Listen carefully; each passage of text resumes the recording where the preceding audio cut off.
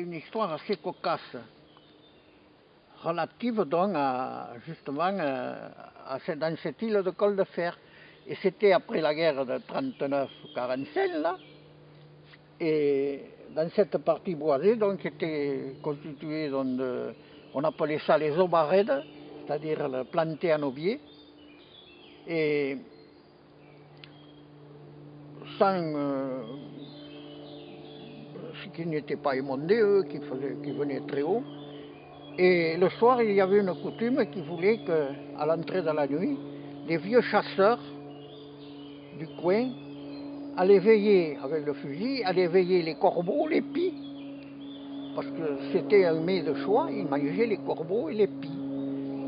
Ça améliorait le menu, il paraît.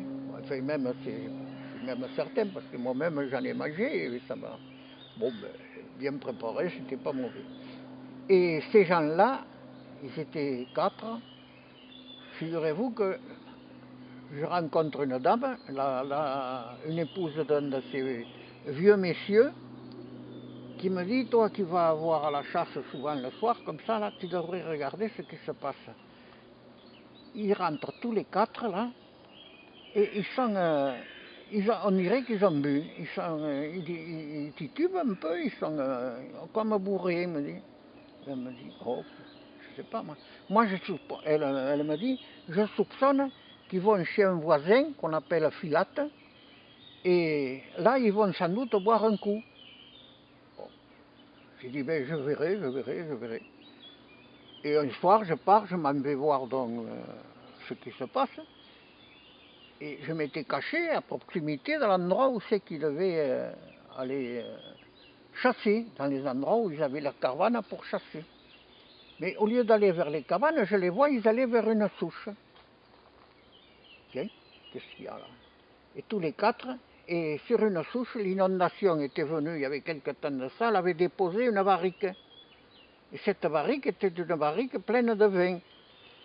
Et les gars, avec un tuyau, ils pompaient le pinard, ils avaient un verre à pied, sans pied, bien sûr, puis à tour de rôle, hop, ils avaient ils buvaient le vin. Et au bout de 4 ou 5 verres, ils étaient un peu nazes, naturellement, et pas question de tirer les corbeaux ni les pies, parce qu'ils ne ramenaient jamais plus rien, mais par contre, ils revenaient en effet allumés. Alors j'ai vu le topo, alors quand ils sont partis, je suis allé voir, et j'ai vu ce que c'était. J'ai dit oui, c'est une barrique de vin. Ouais, bon. Je reviens à la maison, et je dis à mon père, tiens, je lui raconte l'affaire, je lui dis, je sais où c'est qu'ils vont, les 4 vieux là, ils vont boire à la barrique qui est sur une souche. Ah, il m'a dit, oui, ça va être certainement une barrique que la Garonne a portée, parce qu'il y avait des inondations dans le mois. Et bon, c'était fréquent qu'il y avait des épaves qui se répandaient, ou là, bon, c'était une barrique. Et mon père dit, attelle les vaches, allez, et tu vas voir, ils vont plus se saouler. On a été chercher cette barrique, on est venu là, dans l'île de Col de Fer, dans l'Aubarède, et on a pris la barrique. Mon père, avec des madriers, on avait mis tout ça, on charge la barrique. On l'amène à la maison. Et à ce moment-là, il y avait toute la famille qui était là, elle dit, on va goûter le vin. Ah, il dit, mon père, il dit, non, on ne goûte pas le vin, parce qu'on ne sait pas d'où il vient, on ne sait pas ce que c'est. Oh, les autres, ils ne sont pas morts, mais enfin, bon. Alors, lui, il a dit, je sais ce qu'on va en faire. Quand le distillateur va venir, et il a fait distiller ce vin, qui a donné une eau de vie très bonne. Et au vieux grand-père, là, les pépés dans le chasseur,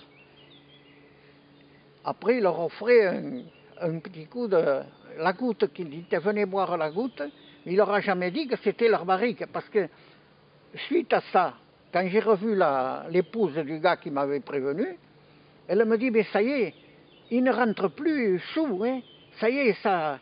Et il porte quelques pies. Mais il me dit, tu sais, ils n'y vont plus très souvent hein, maintenant, une fois ou 2 par semaine, hein, juste, parce que. Alors je ne lui ai jamais raconté qu'il y avait le coup de la barrique. Et jamais on leur a dit qu'on avait piqué la barrique, nous, pour la faire distiller. Voilà une histoire.